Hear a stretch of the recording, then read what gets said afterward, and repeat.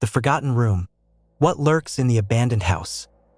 Emily had never been one to believe in ghosts or anything remotely supernatural. She was a pragmatist, a city girl, grounded in reality. So, when she inherited her grandmother's old house in the small, sleepy town of Millhaven, she didn't expect much beyond a simple cleanup and a quick sale. It was a two-story Victorian-style home, long abandoned and forgotten by the family, ever since her grandmother had passed away years ago. The town spoke of the house with hushed tones, recounting rumors of strange occurrences, but Emily dismissed them as local superstition. The drive to Millhaven was long and winding, the roads narrowing as she got closer to her destination. Tall, skeletal trees lined the way, their leaves whispering in the breeze. As Emily pulled up to the house, the first thing that struck her was its sheer size. The house loomed large, towering over her like a relic from another era. Its weathered facade was cloaked in vines and moss, and the windows, caked in dust, looked out like dead eyes. Yet, there was a certain melancholic beauty to it, as if it had once been full of life and laughter. Emily stepped out of the car, the creak of the front gate greeting her as she pushed it open. The yard was overgrown, wildflowers and weeds tangled in a disarray. The front porch sagged slightly under her weight as she climbed the steps and reached for the old brass key. She turned it in the lock, and with a groan, the door swung open. The air inside was stale, thick with dust and the smell of forgotten memories. Cobwebs clung to the corners, and the floorboards creaked under her feet. But as Emily explored, she couldn't shake the feeling that the house wasn't as empty as it seemed. There was a strange energy about the place, like the house itself was watching her. The first few rooms were nothing out of the ordinary. An old living room with a grand fireplace, a dusty library filled with yellowing books, and a kitchen that looked as though it hadn't been used in decades. But as Emily ventured upstairs, she came across something curious. A door she didn't remember ever seeing before. It was small, tucked away at the end of the long hallway, almost hidden in the shadows. Unlike the other doors, which were ornate with carved wood, this one was plain, almost nondescript. Emily hesitated for a moment, an unexplainable chill running down her spine. But curiosity got the better of her, and she reached for the handle. It was cold to the touch, as though no one had opened it in years. The door creaked open slowly, revealing a narrow staircase leading downwards into darkness. Emily frowned. A basement?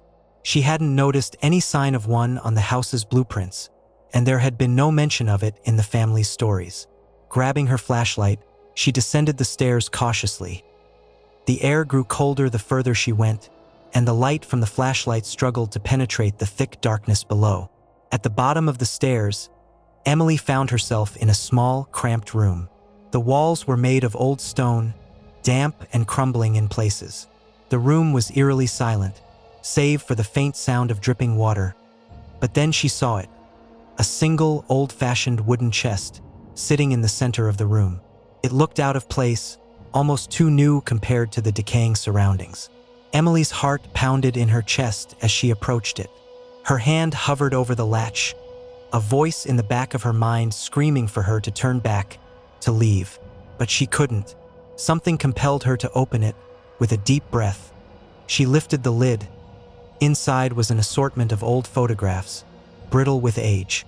They were black and white, faded around the edges, showing scenes of a family she didn't recognize.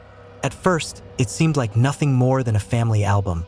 But as she flipped through the photos, something strange began to unfold. The faces in the photographs began to look familiar, not just the family, but the house itself. She saw the library, the living room, the staircase. But in the last photo, something caught her attention. It was a picture of the very room she stood in, the basement.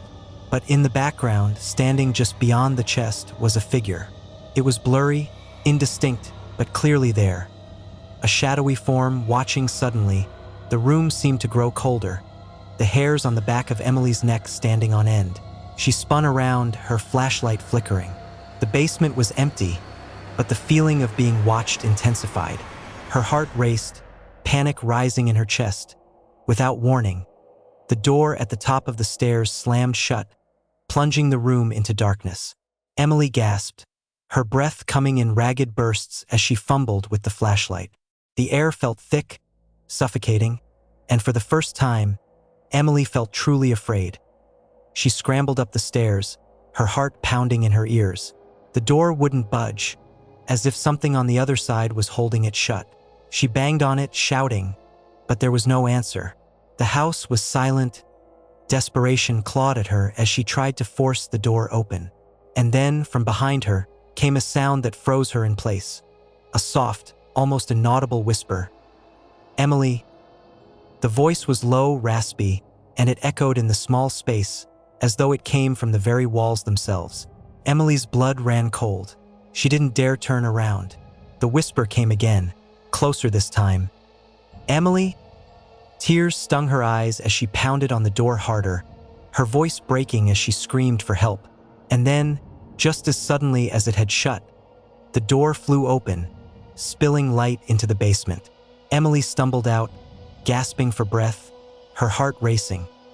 She didn't look back as she fled the house, slamming the front door behind her. She jumped into her car, her hands shaking as she fumbled with the keys. As the engine roared to life, she glanced back at the house one last time. The shadowy figure stood in the upstairs window, watching her leave. For days after, Emily couldn't shake the feeling of being followed. The nightmares started soon after, the same whispering voice haunting her every time she closed her eyes. The house was no longer just an old family relic. It was something far darker, something that had been waiting in that forgotten room, waiting for her to open the door. She never returned to Millhaven, but the house, and whatever lurked inside it, would never let her forget.